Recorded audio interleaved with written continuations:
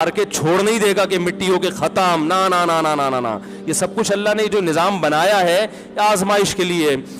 آج لوگ تکبر کر رہے ہیں، فخر کر رہے ہیں، اللہ کے حکام کی دھجیاں اڑائی جا رہی ہیں، لیکن اللہ نے فرمایا تمتعوا، مزے اڑا لو.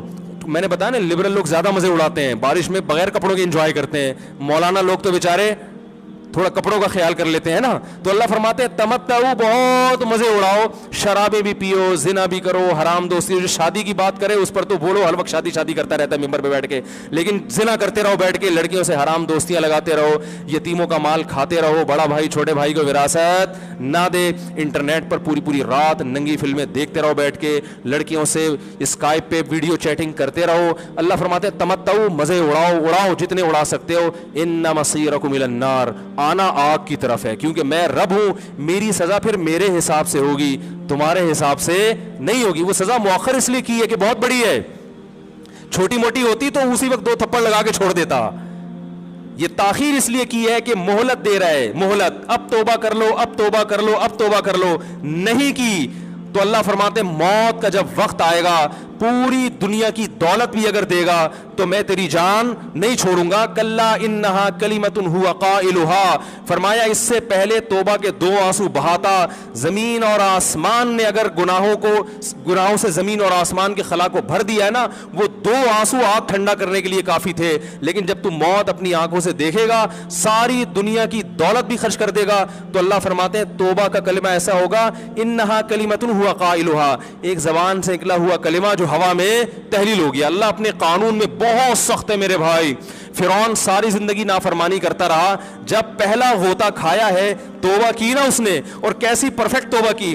کہنے لگا آمنت انہ لا الہ الا الذی آمنت بہ بنو اسرائیل. یہ نہیں کہ میں اللہ پر ایمان لایا، کیونکہ اللہ کے مفہوم میں فرق ہو سکتا ہے اپنے آپ کو اللہ کہہ رہا ہوں. پوری تشریح شرح کے ساتھ، حاشیے کے ساتھ کہہ رہا ہے کہ میں اس رب پہ ایمان لایا جو ایک غلام قوم کا رب ہے. صحیح ہے نا، میری جو بنی اسرائیل جو میرے غلام تھے نا، وہ جس کو رب مانتے ہیں میں اس پر کو رب مانا میں نے. اللہ فرماتے ہیں آل آنا، اب ایمان لا رہا ہے، وقد عصیت قبل، اس سے پہلے تو نے نافرمانی کی ہے. ایسا عبرت کا نشان بناؤں گا. فالیوم ننجیک ببدنک لتکون لمن خلفک آیا، تو مر جائے گا تیری باڈی سلامت رہے گی، آنے والے لوگ قیامت تک تیری باڈی کو دیکھ کر عبرت حاصل کرتے رہیں گے کہ یہ ہے جس نے زمین پر ایسی حکومت کی کہ اس کی حکومت کے کھوٹے زمین پہ گڑ گئے. آج کیسا عبرت کا نشان بنا ہوا ہے، کیسا پڑا ہوا ہے، مسالے لگا لگا کے تو اس کو محفوظ رکھا جا رہا ہے. اور اللہ فرماتے ہیں یہ تو اس کی باڈی ہے جو تمہیں نظر آ رہی ہے، اس پر گزر کیا رہی ہے ہم تمہیں بتاتے ہیں. النار، آگ ہے، یعرضون علیہا غدوا وعشیا، جس آگ پر صبح اور شام اس کو جلایا جاتا ہے. وَيَوْمَ تَقُومُ السَّاعَةُ، اور جب قیامت قائم ہوگی، أَدْخِلُوا آلَ فِرْعَوْنَ أَشَدَّ الْعَذَابِ، اللہ فرمائیں گے کہ ہم حکم دیں گے فرشتوں کو کہ فرعون کو اس سے سخت عذاب میں ڈال دو. آپ کو فرعون لیٹا ہوا نظر آ رہا ہے، قرآن کہہ رہا ہے لیٹا ہوا نہیں ہے، وہ صبح اور شام آگ میں جلایا جا رہا ہے. اس کو ہزاروں سال گزر گئے، صبح بھی آگ میں جلتا ہے، شام کو بھی آگ میں جلتا ہے. اور فرمایا ابھی قیامت آنے دو، جہنم میں ہمیشہ کے لیے داخل کروں گا جو اس سے بھی زیادہ سخت ہے. وَإِذْ يَتَحَاجُّونَ فِي النَّارِ، اور فرمایا جہنم میں جانے کے بعد کیا ہوگا. آپس میں ان کے مکالمے کو اللہ نے ذکر کیا ہے کہ جو فرعون کے ماتحت تھے وہ فرعون سے کہیں گے تیری اطاعت اور فرما برداری میں، تیری حکومت کی وجہ سے ہم نے موسیٰ کی بات نہیں مانی، اسے کمزور کہا. تو کہتا تھا موسیٰ کو بولنا نہیں آتا، موسیٰ کے پاس حکومت نہیں ہے، موسیٰ ہماری طرح پڑھا لکھا نہیں ہے، موسیٰ ہماری طرح براڈ مائنڈڈ نہیں ہے. ہم نے تیری دعوت کی وجہ سے موسیٰ کی بات کا انکار کیا، آج ہم آگ میں جل رہے ہیں.